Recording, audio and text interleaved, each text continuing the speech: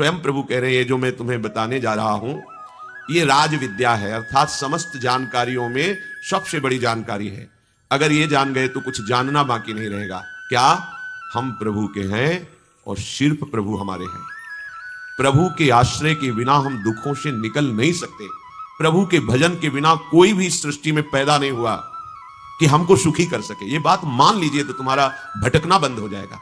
स्वयं प्रभु कह रहे हैं राज विद्या राजगुरी है। ये हम बिल्कुल एकांतिक बात हृदय की कह रहे हैं। जब तक तुम मेरा आश्रय लेकर भजन नहीं करोगे, इसीलिए कहा कि जो मेरे पर दोष दृष्टि करते हैं उनको मत बताना, क्योंकि वो अश्रद्धावान दोष दर्शन करने वाले कहेंगे कह रहे हैं और किसी का भजन न करके मेरा भजन करो, मेरा आश्रय लो। जो दोष दृष्टि कर व्यर्थ दर्शन, व्यर्थ भाषण, व्यर्थ चिंतन, व्यर्थ क्रियाओं में लगा रहे हैं, यही यदि हम प्रभु में लगा दे तो इसी जन्म में हमें महासुख मिल जाए। जो हम चाह कर रहे हैं सुख, ये तो बड़े निंदनीय, अल्प और नाशवान हैं। तुम जानते ही नहीं कि सुख किसे कहते हैं। बस इतना ही हमारी धारणा बन चुकी है कि खूब रुपया पैसा, शरीर स्वस्थ हो, सुंदर स्त्री हो, आदि आदि, या सुंदर पति हो, आदि आदि, बस इतना ही सुख। और भगवान इसे कह रहे हैं दुखालयम अशाश्वतम। तो तुम्हारा अनुभव तुम्हें गलत मार्ग में ले जा रहा है। बहुत जन्मों से यही हम सब भोग रहे हैं, कर रहे हैं, फिर भी विश्राम नहीं मिला। अब तो चेत जाओ, भगवत कृपा से सत्संग मिल गया है। अब तो विवेक जागरण करके सावधान हो जाओ और प्रभु का आश्रय ले लो और निरंतर नाम जप करो। वो नहीं समझ पाएंगे। प्रभु कह रहे हैं जिनकी निर्दोष दृष्टि है वो मेरी ये बात समझ ले। मैं सबसे बड़ी बात कह रहा हूं। भगवान कह रहे हैं मेरा आश्रय लेकर के ही तुम इस जन्म मृत्यु चक्र से मुक्त हो सकते हो। दूसरा कोई उपाय नहीं। किसी की आराधना करोगे तुम्हारी कामना पूर्ति हो सकती है, लेकिन फिर क्या एक कामना पूर्ति से तुम निहाल हो जाओगे? जिस कामना की पूर्ति को तुम चाहते हो वही तुम्हें दुख देने लगेगी। एक बार भगवान शंकर प्रभु के ध्यान में, श्रीहरि के ध्यान में उन्मत्त तांडव कर रहे थे। बाणासुर के मन में था कि मैं ऐसा बलि बनूं कि कोई मुझे सहज में परास्त न कर पाए, और भगवान शिव की सेवा में था। तो तालियां बजा करके वो भगवान शिव के तांडव में सहयोग करने लगा। भगवान शिव प्रसन्न हुए और अंतर की उसकी बात जानकर कहा जाओ तुम्हारे 1000 भुजाएं हो जाए, शास्त्र भाव हो जाओ, अपार बल तुम में जागृत हो जाए। ऐसा हो गया तो अब सुखी हो जाना चाहिए था ना, कामना थी ऐसी। अब तो जब अपार बल, भुजाओं में पीड़ा सुरी हुई, कोई योद्धा मिले, कामना से कामना की उत्पत्ति होती है। अब उस पीड़ा को मिटाने के लिए जिस पर्वत पर प्रहार करता चकनाचूर हो जाता। किसी को भी ललकारने में हिचकते नहीं, पर कोई सामने नहीं आता। भगवान शिव का वरदानी, वर प्राप्त किए हुए तो वैसे ही सब सर झुका देते थे कि जिस पर त्रिलोचन महादेव जी की कृपा दृष्टि उसे कौन परास्त कर सकता है। आखिरकार सब जगह से घूमकर भगवान शिव के पास ही गए और कहा हे गुरु, मेरी भुजाओं में ऐसी बल की खुजली प्रकट हो रही, कोई मिटा ही नहीं पा रहा है, तो आओ हम तुम दो हाथ करें, युद्ध करें। भगवान शिव हंस दिए, हम ही से बल प्राप्त करके हम ही को तुम ललकार रहे हो, तुम्हारी भुजाओं की खुजली मिटाने वाला आ रहा है, चिंता मत करो, भजो, क्योंकि ये किसी चमत्कार से नहीं होता, ये केवल भजन से होता है। और जब तुम्हारा मन आनंद समुद्र प्रभु में लगेगा तो किसी कामना की चाह ही नहीं रह जाएगी। केवट करुणा में भगवान श्री राम के जब चरणों को प्रक्षालन कर रहा है, जे भी चरणों का स्पर्श हुआ, अति आनंद उमग अनुरागा, अति आनंद अनुराग का ऐसा उमगन प्रभु दे रहे हैं। तो प्रभु से कह रहा अब कछुनाथ न चाहिए, आपसे भी नहीं चाहिए, मिल गया। अनंत जन्मों से जिस आनंद की खोज कर रहा था जगत में, समय नष्ट हुआ, हे जगदीश आपके चरणों का स्पर्श हुआ, आज वो प्राप्त हो गया, अब कछुनाथ न चाहिए। एक ही बात तुम्हारे हृदय में बैठ जाए कि हमारे दुखों के छूटने का एकमात्र उपाय भगवान का स्मरण। भगवान व्यास देव जी कह रहे हरि स्मृति सर्व विपद विमोक्षणम। कोई भी विपत्ति ऐसी नहीं है जो भगवान का स्मरण करने वाला जीत ना पाए विपत्ति को। विपत्ति उसे परास्त नहीं कर सकती। हर विपत्ति संपत्ति से बढ़कर सुख देने वाली बन जाएगी यदि आप हरि स्मरण करेंगे।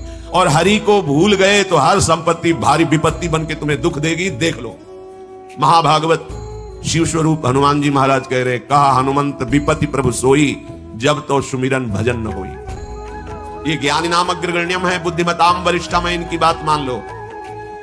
ये गुरु स्वरूप हैं, भक्ति के दास भाव के आचार्य हैं। कह रहे हैं कि वही विपत्ति है, वही महान दुख में फंसा देने वाली बात है जब भगवान को भूल गए, जब भगवान की सेवा और सुमिरन नहीं होता तो कोई भी संपत्ति तुम्हें सुख प्रदान नहीं कर सकती। भगवत विमुख को यहां से लेकर ब्रह्मलोक तक कहीं सुख का अनुभव नहीं हो सकता, और भगवत स्मरण वाले को नरक में भी दुख नहीं हो सकता। इसीलिए आचार्य चरण कह रहे हैं, हरिवंश महाप्रभु, यत्र यत्र मम जन्म कर्म भीर नारके परमे पदे अथवा राधिकारत निकुंज मंडली तत्र तत्र हृदय में विराजता। हे प्रियाजू, चाहे मुझे कर्म के अनुसार नरक में रखो, स्वर्ग में रखो, परम पद में रखो, इसकी मेरी मांग नहीं है। मेरी मांग है कि मधुर मधुर स्मृति आपकी होती रहे और आप अपने रास परिकर के सहित मेरे हृदय मंडल पर विराजमान रहे। आप चाहे नरक रखो चाहे परम पद, दोनों एक ही बात है। परम पद और नरक एक ही बात हो गई, क्योंकि प्रियाजू का स्मरण चल रहा है, प्रियाजू की रूप माधुरी बसी हुई है। आज तक कहीं कोई ऐसा प्रमाण नहीं मिला कि भगवत विमुख सुखी हो गया हो, कहीं नहीं प्रमाण मिला। हम जो भोगों की तरफ लालायित होते हैं, हमारे तो माने हुए बहुत छोटे भोग हैं।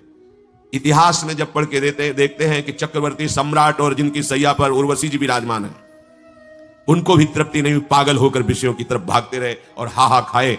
देखो पढ़ करके शास्त्रों को, हाय मैं लुट गया, धिक्कार है मेरे जीवन को, मैं कहां फंस गया। वो बोल रहे हैं, वो उर्वशी जी जिनको देखकर ऋषि मुनियों के मन विचलित हो जाते हैं, उनके लिए पूर्वा जी कह रहे, हा मैं ठगा गया, मेरा जीवन व्यर्थ चला गया, मैं व्यर्थ में अपने को सम्राट मानता रहा, मैं तो विषयों का घृणित दास रहा।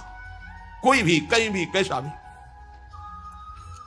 जब तक आप प्रभु के चरणों का आश्रय लेकर भजन नहीं करेंगे बात नहीं बनेगी।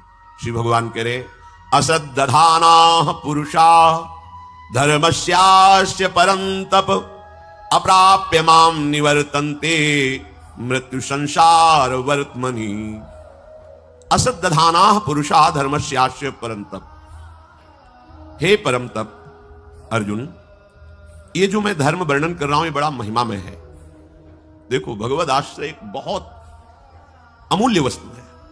साधना एक तरफ हो, भगवद आश्रय एक तरफ। बात समझो, ये समझ में जल्दी नहीं आती।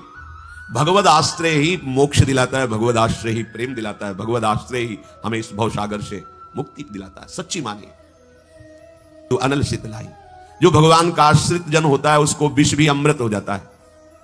अगर उससे दुश्मनी करेगा ना कोई और उसका बुरा चाहेगा, वो जितना कुप्रचार करेगा, निंदा करेगा, उतने उसका यश बढ़ेगा। अगर वो आग लगा देगा तो उसके शरीर में चंदन से भी बढ़कर शीतलता का काम आग करेगी। जो भगवद आश्रित है, श्री हरिराम व्यास जी ने भी प्यारी जू के चरणों के आश्रित जनों को पुष्ट करने के लिए बताया कि राधा प्यारी के चरणारविंद शीतल सुखदाई, कोटि चंद मंद करत नख विदु जुन्हाई। श्री राधा प्यारी के चरणारविंद शीतल सुखदाई। शाप ताप रोग शोक दारुण दुखारी लाल इष्ट दुष्ट दलन कुंज भवन शाली।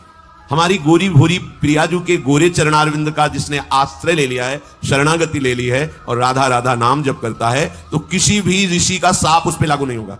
हरिराम व्यास जी कह रहे, ये विशाखा सखी के अवतार कह रहे, साप कोई लागू नहीं होगा उसके ऊपर। ताप दैविक भौतिक ताप उसका स्पर्श नहीं कर सकता, कोई भी पाप उसे अपने अधीन नहीं कर सकता, किसी का भी तंत्र मंत्र उसके ऊपर लागू नहीं हो सकता, क्योंकि ये चरणारविंद लालजू के भी इष्ट है और ये चरणारविंद दुष्टों की दुष्टता का दलन करने वाले और हृदय में प्रेम प्रकाशित करने वाले हैं। कोई भी भयानक से भयानक रोग तुम्हारे शरीर पर हो सकता है, पर वो तुम्हें अधीन नहीं कर पाएगा। शाप ताप रोग शोक, बड़ी से बड़ी हानि होने पर भी तुम्हें शोक स्पर्श नहीं करेगा। प्यारी जू के चरणों का जिसने आश्रय ले लिया है, ये ऐसा कोई भी इस धर्म में चलने वाले को परास्त नहीं कर सकता। ये बात ध्यान से समझ लीजिए। जैसे कोई बहुत बड़ा तांत्रिक है और वो भूतों को वश में करने वाला है और तुम्हारे ऊपर भूत लगा दे, तंत्र के द्वारा मारण मूठ या कोई शाप या किसी तरह का अमंगल, ध्यान दीजिए, ये इस धर्म की बड़ी महिमा है। यदि आप भगवद आश्रित हैं, नाम जप कर रहे हैं, तो ना माया का कपट चलेगा, ना किसी का तंत्र तुम्हारे ऊपर चलेगा, ना किसी का कोई मारण मंत्र चलेगा, ना कोई भूतावेश तुम पर आविष्टित कर सकता है, ना किसी भी तरह की कोई विष आदि की। यदि आप सच्चे हृदय से भगवान की शरण में हो तो तुम्हारे ऊपर विष का भी प्रभाव खवाया जाएगा, विष और हो जाएगा स्वास्थ्यवर्धक अमृत। गरल सुधा, गोस्वामी जी कह रहे, रिपु करहि मिताई गोपद सिंधु। आश्रय हृदय से ले लिया जाए प्रभु का और फिर कोई विषय हमें भटका दे तो भी परिणाम हमारा मंगल ही होगा, क्योंकि प्रभु का स्वभाव है विमुख भय निमिषो न अकृपा जब चितये तब वैसे। बड़ी ये बात जो सूरदास जी महाराज के पद में है, ये हृदय को लूट लेने वाली बात है। प्रभु का आश्रय लिया और कुछ समय भजन किया, फिर विमुख हो गए।